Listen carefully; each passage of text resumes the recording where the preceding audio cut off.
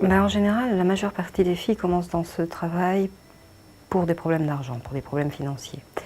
En ce qui concerne les femmes, c'est souvent parce qu'elles ont un divorce difficile et un mari qui ne paye pas la pension quand elles ont des enfants.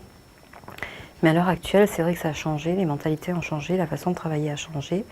Et il y a de plus en plus de jeunes filles qui rentrent dans ce travail uniquement pour pouvoir se servir de ce travail pour acheter des choses de marque, des vêtements de marque et de luxe, pas par nécessité. I got no excuse, and is that alright? Yeah. Give my gun away when it's loaded. Ça fait combien de temps que vous faites ce métier, ce travail?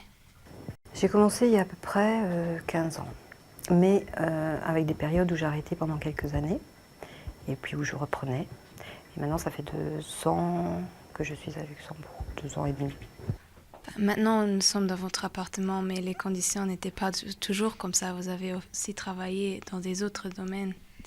J'ai travaillé effectivement dans des cabarets, j'ai travaillé dans des cabarets spectacles, j'ai travaillé dans des bars montants qui existent en Hollande, en Belgique ou en Allemagne. Et j'ai même travaillé 24 heures dans un Eros Center. Et effectivement, les conditions sont tout à fait différentes. Et si moi j'ai choisi de travailler seule et à domicile, c'est parce que c'est déjà plus confortable et surtout parce que ça correspond à une méthode de travail qui me convient à moi beaucoup mieux.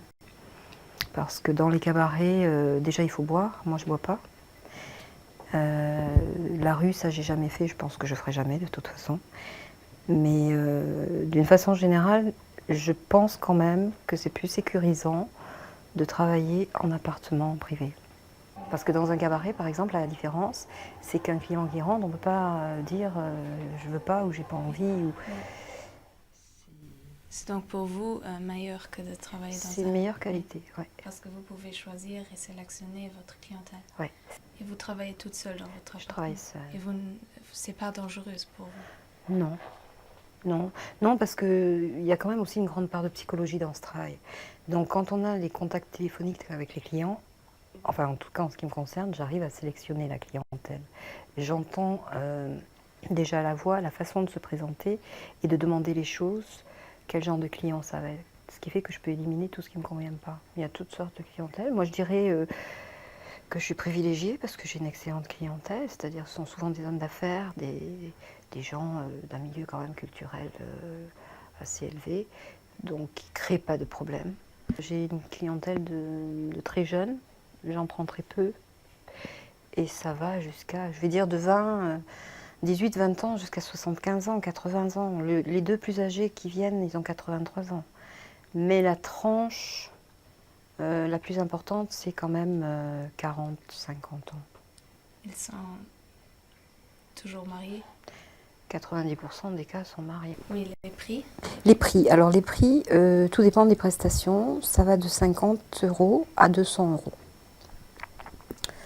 Donc à 50 €, il n'y a pas de relation. C'est juste un massage de détente, de relaxation qui se termine avec masturbation.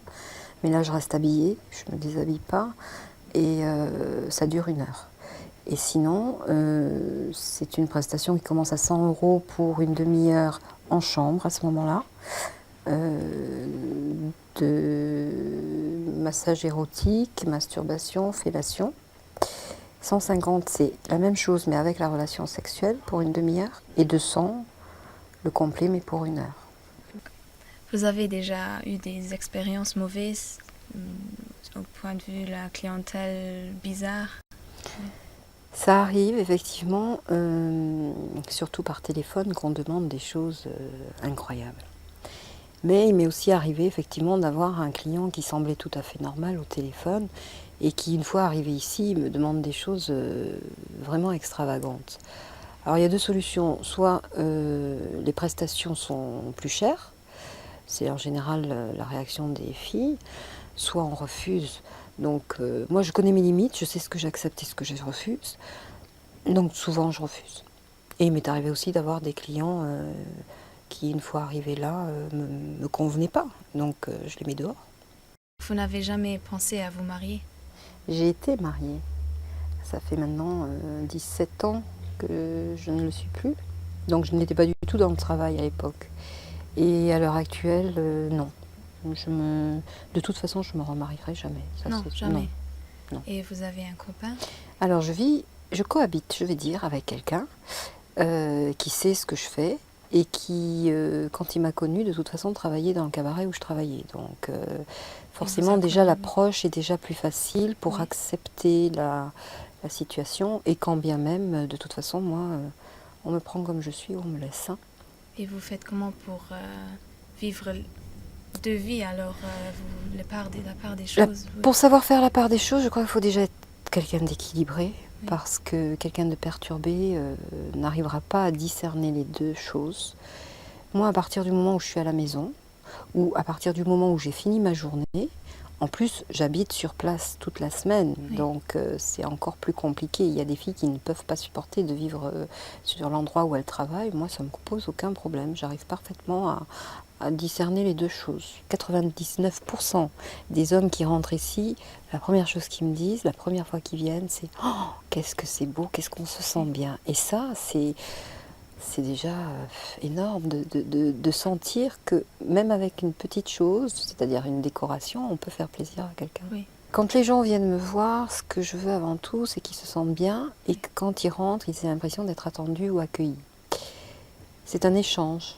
On pourrait croire qu'en fait, ce métier-là, c'est simplement un travail financier, physique et financier. Mais il y a un échange. Moi, je reste convaincue qu'il y a un échange parce que j'ai une relation privilégiée avec les clients que j'ai. Vous n'avez jamais pensé à arrêter, à tout abandonner? Si, je l'ai fait déjà, puisque j'ai eu des commerces aussi entre-temps. Donc, souvent, quand je reprends ce travail-là, c'est pour après, au bout de quelques temps, reprendre un commerce. Si vous rentrez donc à la maison, votre travail il est terminé. Oui, Vous pouvez... je coupe le téléphone. Mais oui, mais il y a surtout pour d'autres filles, c'est plus difficile. Pour beaucoup de filles, moi j'ai eu l'occasion de travailler dans d'autres salons avec d'autres filles. Et la majeure partie des filles ont déjà à la base un problème d'identité. Oui. Alors forcément, si on arrive déjà dans ce travail avec un problème avec soi-même, il est évident qu'on aura des problèmes avec les autres. Par conséquent, ce sont des filles qui sont perturbées. Alors soit pour se donner une contenance ou du courage, elles vont commencer ou bien avec la drogue ou bien avec l'alcool. Ce qui fait que finalement, ça leur pose plus vraiment de problème à un moment donné puisqu'elles sont plus vraiment elles-mêmes. Das zu betonen, dass die meisten Mädchen sich das Leben nicht freiwillig rausgesicht haben. Tellin auf jeden Fall hat sich selber dafür entschieden und uns gewiesen, wie man mit dieser außergewöhnlichen Situation leben kann.